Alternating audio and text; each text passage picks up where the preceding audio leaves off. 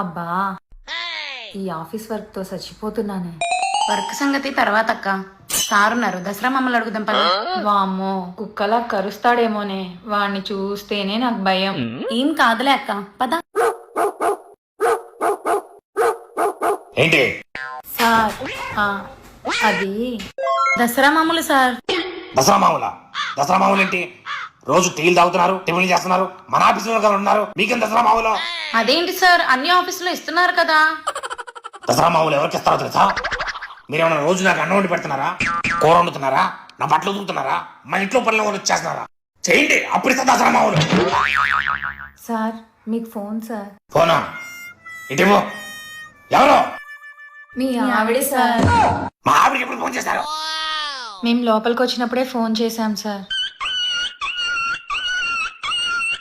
Hello, ఏంటి, అన్నం వండి కూర వండి బట్టలు ఉతికి ఇంట్లో పని చేస్తేనే దసరా మామూలు ఇస్తావా?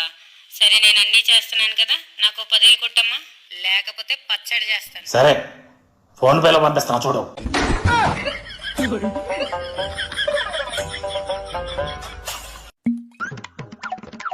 హే, సార్ వాళ్ళ మిస్సెస్ మనకి 5,000 పంపించారే ఫోన్ పే. అయితే ఇంకే మన బాస్ కి ముక్కైపోయింది.